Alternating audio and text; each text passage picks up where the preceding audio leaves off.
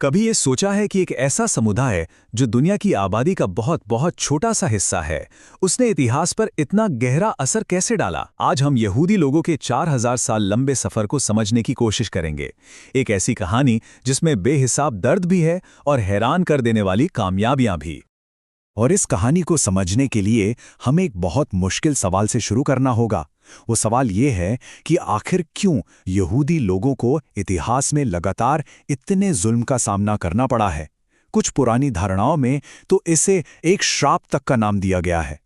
तो इस सदियों पुराने सवाल का जवाब ढूंढने के लिए हमें समय में बहुत पीछे जाना होगा, करीब 4000 साल पहले, जहां से यहूदी लोगों की ये पूरी कहानी शुरू हुई थी।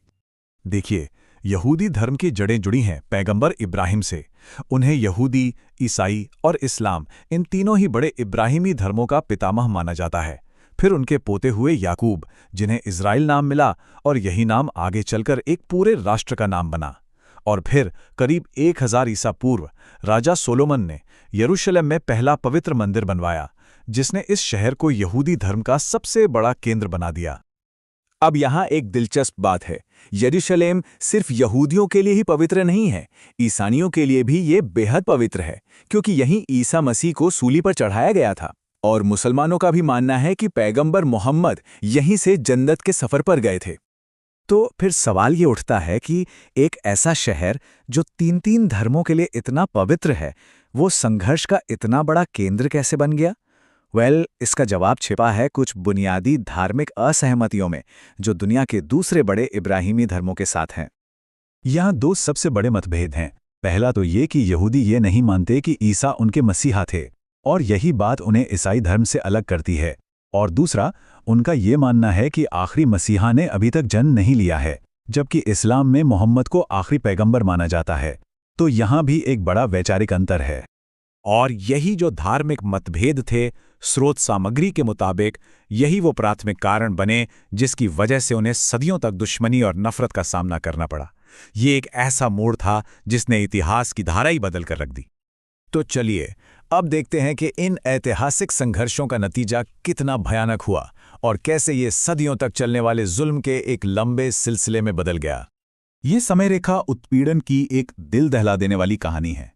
बेबीलोन के हमले में मंदिर का टूटना और देश निकाला, फिर रोमन साम्राज्य के समय में अपने ही घरों से बेघर होना, इसके बाद धर्मयुद्ध की भयंकर हिंसा, फिर स्पेन से निकाला जाना, और आखिर में इतिहास का वो सबसे काला अध्याय जिसे होलोकॉस्ट कहते हैं। यहूदी समुदायों को अपनी पहचान बचाने के लिए लगातार संघर्ष करना पड़ा। और इस जुल्म का सबसे भयानक चेहरा था होलोकॉस्ट। नाजी जर्मनी में अडोल्फ हिटलर के राज में 60 लाख यानी 6 मिलियन यहूदियों की एक योजना के तहत हत्या कर दी गई। ये सिर्फ एक नंबर नहीं है, ये इंसानियत के इतिहास का एक बहुत ही काला पन्ना है। लेकिन ये कहानी सिर्फ त्रासदी की नहीं है। अब कहानी का रुख मोड़ते हैं और उस दूसरे पहलू पर नजर डालते हैं जो उतना ही सच है। ये पहलू है हिम्मत, संघर्ष और उन असाधारण कामयाबियों का जिन पर यकीन करना भी मुश्किल हो जाता है। यहूदियों ने अपनी संस्कृति में हमेशा से शिक्षा को सबसे ऊपर रखा है। एक ऐसे इतिहास में जहां उनसे उनकी जमीन, उनका घर-बार सब कुछ बार-बार छीना गया। ज्ञान ही उनकी वो अकेली दौलत थी जिसे कोई छीन नहीं सकता था, और यही उनकी सफलता का एक बहुत बड़ा कारण माना जाता है। और ये आंकड़े देखिए, ये इस बात का सबसे बड़ा सबूत है।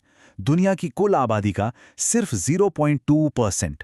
सोचिए कितना छोटा सा हिस्सा है ये, लेकिन दुनिया के सबसे बड़े सम्मान नोबेल पुरस्कारों में से 21% यहूदियों ने जीते हैं। ये आंकड़ा वाकई हैरान कर देने वाला है।